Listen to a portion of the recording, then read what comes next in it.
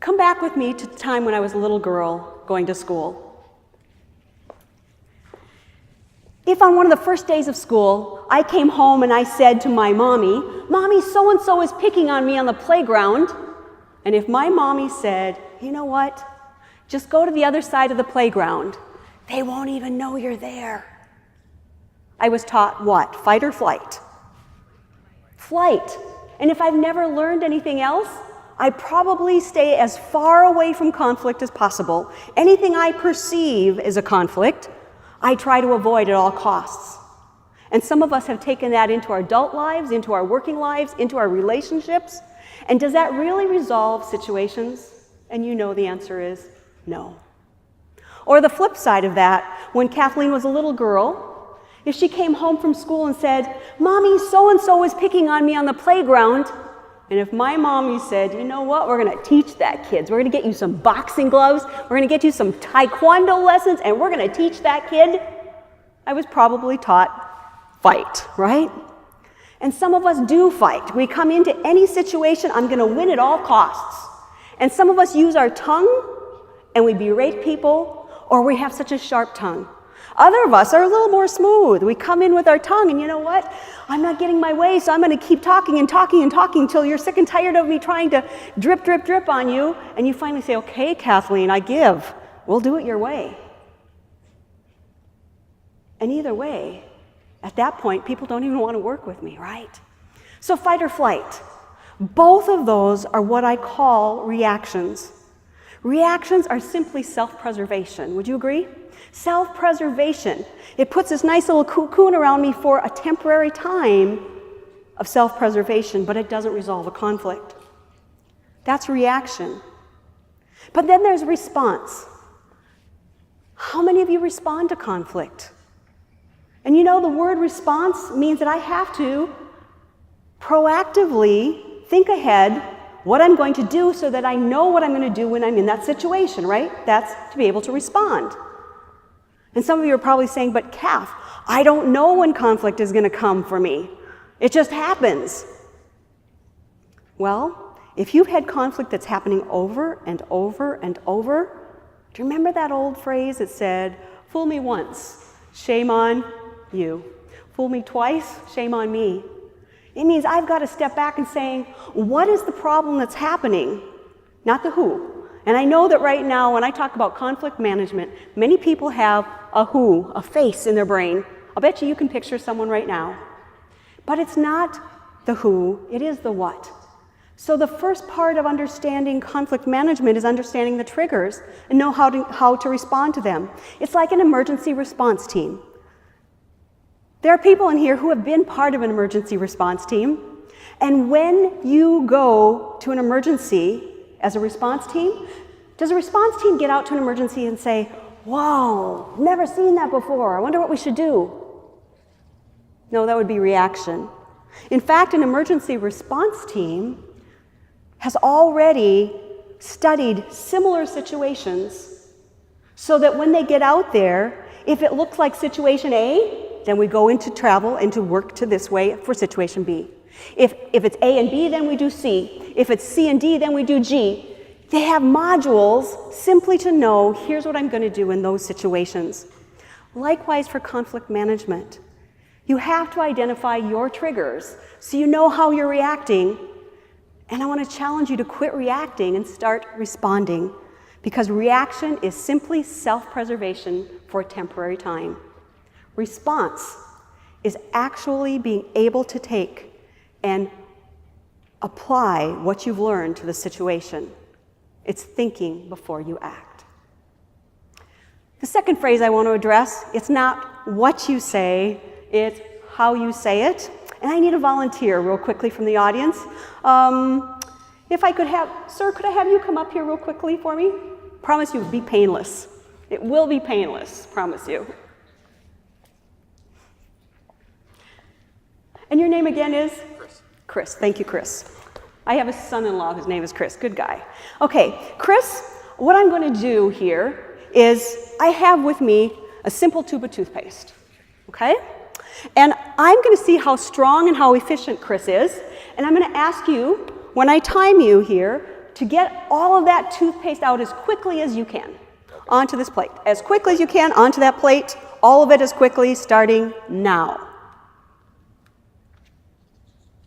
Oh, he's fast. It's just about there.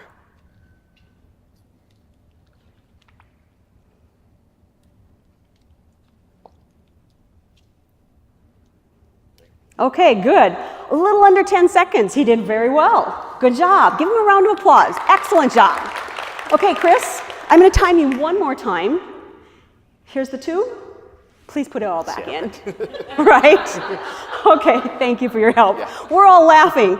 Is it possible to get it all back in? No.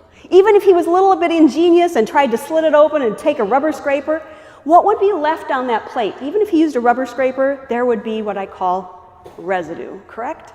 The same applies, if you will, the same applies to our words.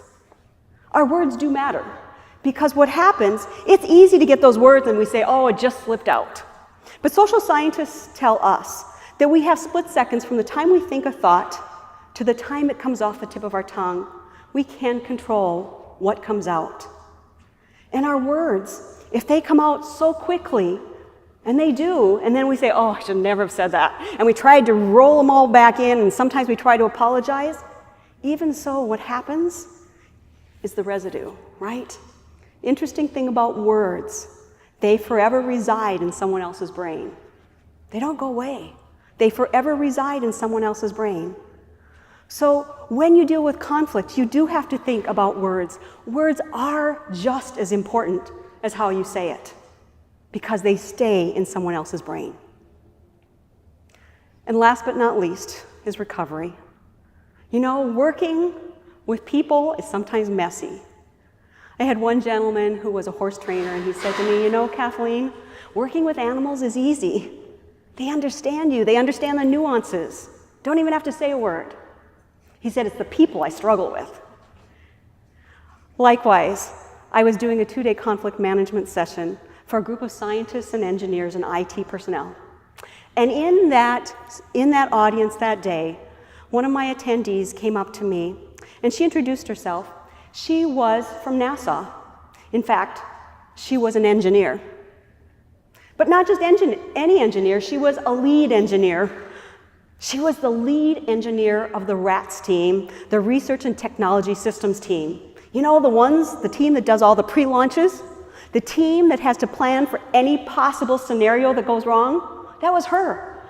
And as we had discussion that day, she said, you know, Kathleen, I can handle the technology, I can handle the sciences, and I can fix the cause and effect. I can do that. It's dealing with the people that I manage when I have conflict that goes on. And I looked at her and I said, okay, NASA, you've got some of the brightest and best. You've got wonderful, intelligent, smart people, correct? She said, well, yeah, to work there you have to be. And I said, okay, so does that mean that nothing ever goes wrong? And she said, what do you mean? I said, nothing ever goes wrong, even with the brightest and best.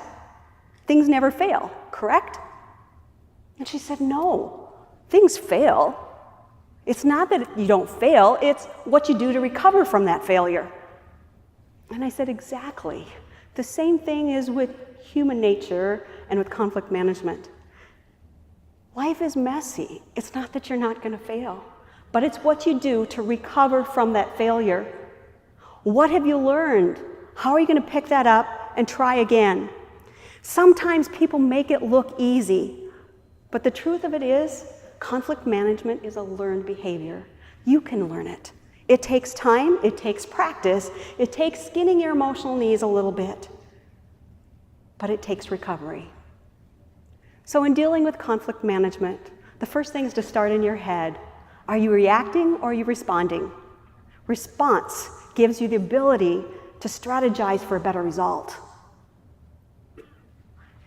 Are you choosing your words? Words are just as important as how you say them because they forever live on in someone else's brain. And recovery. Are you willing to learn because you will fail?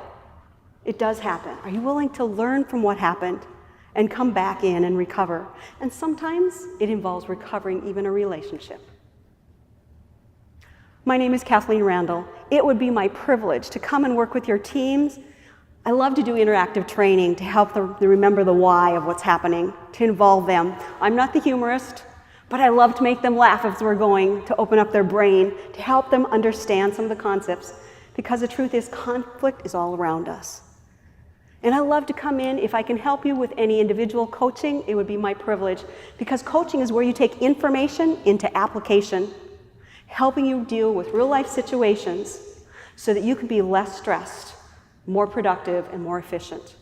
My name is Kathleen Randall. If I can help you, please give me a call. Thank you.